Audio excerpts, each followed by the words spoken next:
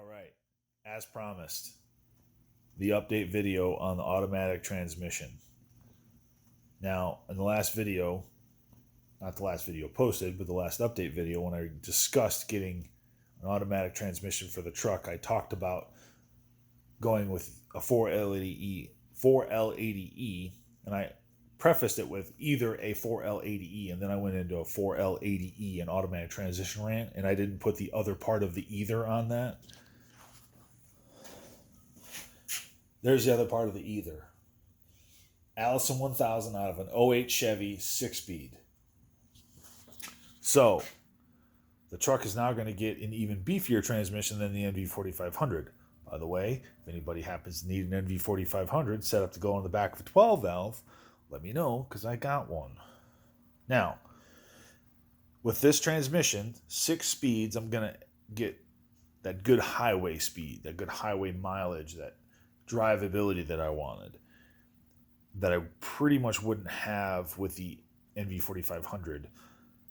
I don't have the final drive, the double overdrive in front of me, but I believe the 6th gear double overdrive is something like 0.61 or 0.51, whereas the NV4500 and the 4L80E both have a final drive, 5th gear and 4th gear respectively, of 0.75. So this gives me 0.75, I think, in 4th gear, or pretty close to it. Then 5th gear goes to 0.6 something, and I think this goes down to 0.5 something. Don't quote me. The numbers are on the internet. But what this does, it allows me to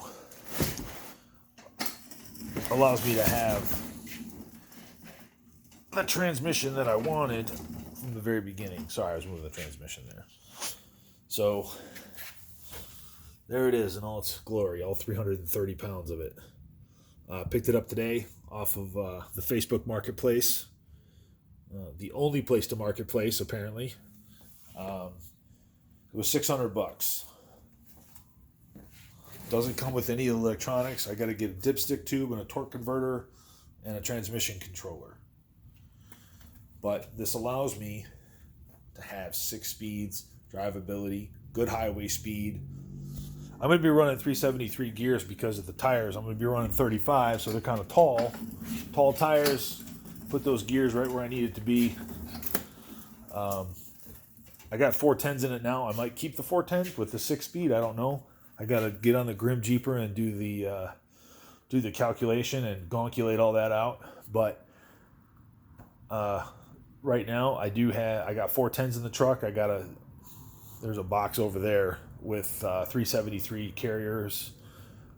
I don't know why. I didn't realize when I got the 373 gear sets that there's no carrier. The carrier breaks 410, not 373 and then 410. It's 410, and after that it goes up from there to the 456s. So on a Dana 60 and a 14 bolt, the carrier brake is at 410, not 373. So keep that in mind for later. But anywho, yeah. So if I keep the 410s, I got 6-speed. I'm gonna have to gonkulate all that out and see what it is. But I got the transmission. It's a good rebuildable core. It's got 250,000 miles on it. It's out of an '08. So got to pick up a torque converter and a dipstick tube. I'm probably gonna put a different pan on it. The other thing I did get in the mail from Canada, I got this fine piece of equipment. So in some of my other videos, and I don't remember if I discussed it or not,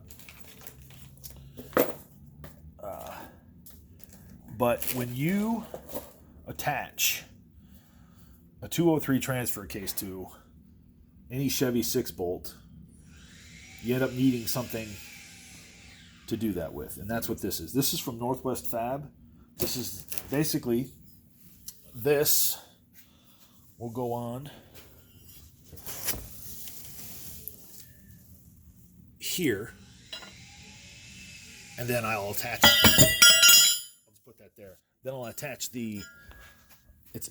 putting the 203 attaching to the back of this transmission or any 6-bolt. So that's MV 4500, 4L80E, 4L60E, Allison 1000, any GM 6-bolt tail housing for the 4x4s. This adapter right here makes that much easier. When I get ready to install it, because I'm within the next week or two, I'm going to be pulling that NV 4500 out. And I will do a video on, I got some 203 videos coming up. Hold on, the trim guy's running his saw across the street. I got some 203 videos coming up because I got some 203 teardown videos that used to be on the channel. And then I did the teardown of a 203, what you need to keep, what you need to do to make it a doubler. And then I got the rebuild video and then the doubler build. So that's coming up. It's going to be a minute though, because a lot of the parts are still down in Florida at a friend's house. When I moved from New Mexico to Florida, I had to move some stuff in kind of piecemeal. So, but I will show you how to attach this to the whole setup. And then I'll do an install on the NV 45, or I'm sorry, the Allison 1000 on the truck. That'll probably come with the cab off. I really don't want to deal with putting this up underneath the truck. This is 330 pounds, allegedly, according to the specs I found online, and I don't want to do it on my back, so what I'm probably going to do is I'm pulling the cab anyway, so I'll probably pull the cab and pull the NV 4500 out of it and then go from there. It'd make life a lot easier without the cab on, because I know where everything's got to sit anyway when I install it, so placing the engine is the biggest battle, putting it in a square body. Once you get that, everything else is just figuring out where your cross member falls with the length of your transmission and the doubler. And that's as easy as having a transmission jack underneath to hold it up. But placing this in the top, through the top of the frame and bolting everything up through the top, so much easier than trying to fungal around with it on the ground on your back. But a friend of mine, he did the Northwest Fab 203 adapter to the Chevy 6-bolt pattern. He did this on his. We built his doubler, and we put one of these on, and it really worked out. It was very slick. It was very nice, easy to deal with. You don't have to drill the cases and hope you got the holes right and hope you got everything lined up. And so I'm gonna do this on my own. You lose 3/8 of an inch of input shaft from the transmission going into the 203, but I guess I could make a spacer if I really cared, but 3/8 of an inch isn't really going to make that much of a difference, especially as easy as it makes your life. So, but that being said, this is what we're doing. We're going this route. So, yeah, expect some more updates here in the very near future. As far as the rest of the kit that you need, I'm going to do a full parts breakdown when I get them. I'm not buying all the parts at once because it's very expensive. Again, there's no shortage of money that's been thrown at this truck already, and there's going to be no shortage of money that's going to continue to get thrown at this truck. But when I get ready to do everything, I'll tell you what you need, and I'll break it down, and I'll show you all the pieces individually before they go into the truck, and then I'll do a really good video. I'm buying some camera equipment, some clamps. I'm gonna buy. There's a couple of battery mounts. I'm sorry, not battery, magnetic mounts that you can buy for cameras, where you can clip them to something and then just have the camera pointed at you the whole time without doing this. And trust me, I'm really tired of making wobbly videos, probably as tired as you are of watching them. So, but I'll do a full review, parts breakdown, all that jazz, and then I'll probably end up selling the MV 4500. That whole kit, I'm going to sell it as a whole kit. I'll probably sell that on eBay or through Facebook. I bought this through Facebook Marketplace. Guy here locally in Alabama had it. He put about 250,000 miles on his truck. Decided he was going to take his Duramax to whatever level you can take a Duramax. That's not my flavor of motor, so I don't know. But apparently whatever he was doing with his Duramax was going to blow this thing out. So he got another transmission from a friend of his that had a race truck. So he basically bought that transmission, took the dipstick and the torque converter out of this one, put it in that one, put it in the truck, and away he went. And then he sold this one. Pulled the fluid. The fluid actually looked really good. It was actually a really, really nice bright red. And I don't think that... let me see here. I got a rag to show you. So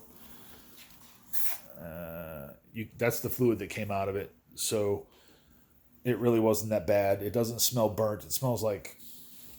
It doesn't smell brand new, but the guy... Looks like the guy took care of the transmission. So once I get it rebuilt, I'm probably going to do the rebuild myself. Again, I know I talked about the built not bought thing I posted yesterday. But after watching a few of these videos on rebuilding an Allison versus, some of the other available stuff out there, take everything out through the front, take everything out you need, make sure you put it out on a table in order that it needs to go back together, match up your rebuild parts, put it all back together. A couple of friends of mine here locally did that, and they said it was actually quite easy.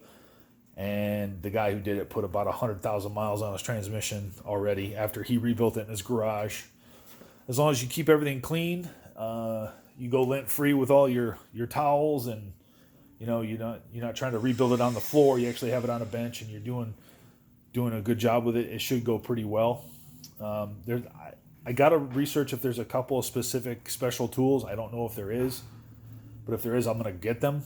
Not that I plan on going into the Allison rebuild service, but if you buy a tool and you used it once, it paid for itself. So, and it beats paying somebody a lot of money if you can do it yourself. If it's not as hard as if it's as easy as they have portrayed it to be, then there's no point in paying someone else to do the same work I can do.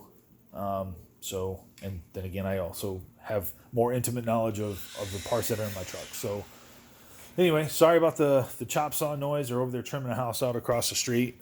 And they're getting it done. So I don't want to stop them or poo-poo their name for doing work on a Sunday. They're working really hard on trying to get all these houses built. But anyway, please leave a comment below, like, subscribe, share if you care to, or don't, or dislike it, or whatever other internet things you want to do. And thanks for watching. Have a great day.